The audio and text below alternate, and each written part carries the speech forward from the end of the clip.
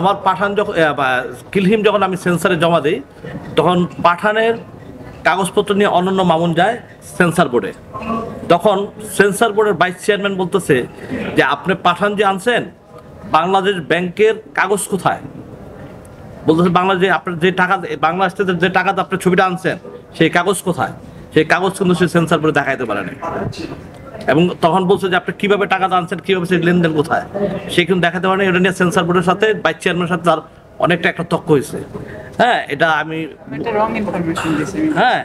এইটা আমি সবাই বলতে 5 তারিখে, এটা কিন্তু সেন্সার বোর্ডের, এটা আপনাদের এই জিনিসটা নিউজ করা উচিত আমি মনে করি।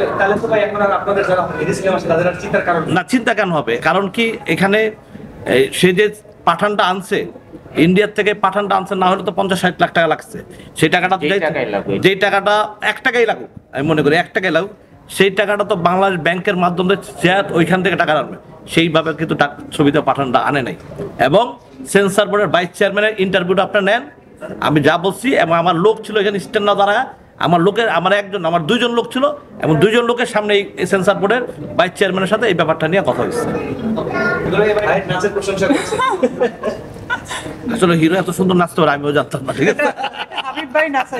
হ্যাঁ, না, চমৎকার। এবং অনেক গরম ছিল সেটটার ভিতরে, যেই গরমের প্রচন্ড গরম, সেই গরমের ভিতরে যেভাবে সে কাজ করছে, আমি তাকে অনেক অনেক থ্যাঙ্কস। হ্যাঁ, কারণ কষ্ট করছে। এবং আমি আমার পাশে হিরো এবং হিরোইন দুজনই এই ছবিটার জন্য রাত দিন 24 ঘন্টা পরিশ্রম করছে এবং আমাকে যথেষ্ট হেল্প করছে, যেটা আমি কখনোই তাদের ঋণ কখনোই আমি শোধ করতে পারবো না। এবং সবসময় রাতের আমি একটা জিনিস উল্টা পাইছি, আমি তো অনেকগুলো ছবি বানাইছি, আপনারা খুব ভালো করে জানেন। আমি অন্য আর্টিস্টদেরকে আমাকে ফোন করতে করতে আমার সেট অনেকে, আর উল্টা আমি দেখি যে হিরো আমার ফোন করে বলতেছে আমি কিন্তু রেডি আছি, আপনি আমাকে ডাকেন। এই যে এই চেঞ্জটা হতেই কিন্তু কিলহিম এত সুন্দর একটা ভালো ছবি হয়েছে। আর আমি যদি পেন পাইতাম হয়তো এত সুন্দর ছবি হইতো না। তাহলে সেন্সার বোর্ডের কাজিয়ার সাহেব কিন্তু আমাকে ধরে কেঁদে দিচ্ছে যে তুই এত সুন্দর ছবি বানালি, আমি ভাবতেই পারি না।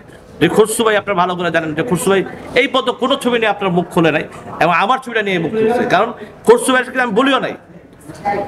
আমি বলিও নাই, যে আপনি আমার ছবির ব্যাপারে কোনো কথা বলেন বা কোনো কিছু বলেন। সে নিজের থেকে সেন্সার দেখার সঙ্গে সঙ্গে আমাকে একটা ফোন করে বলছে ইকবাল অনেক থ্যাঙ্কস, আমার চিন্তাধারার বাইরের ছবি আমি দেখছি, মনে হয় যে আমি বোম্বের ছবি দেখতেছি। তো এর চেয়ে বেশি পাওয়ার আমার আর কিছু থাকে না। আমি একটা ভালো ছবি বানাইছি, এখানে 3 জন খুবই কাস্টিং, মিস্টার রবার্ট এক্সিলেন্ট অভিনয় করছে। হ্যাঁ, এবং আমাদের টিমটা এবং আমাদের আর্টিস্টরা সবাই অনেক পরিশ্রম করছে এই ছবিটার জন্য, যে কারণে সুন্দর একটা ভালো ছবি হয়েছে। এবং এই ছবিটা আমরা সবাই মিলে ঈদে দেখবো। ধন্যবাদ। রিলিজের আগে আপনি তো প্রশংসা পাচ্ছেন বিভিন্ন মহল থেকে, পরের প্রজেক্ট কি? ঠিক আছে, এইটা পরের প্রজেক্টটা কি, এটাও সিনেমা লাস্টে বলে দিবে।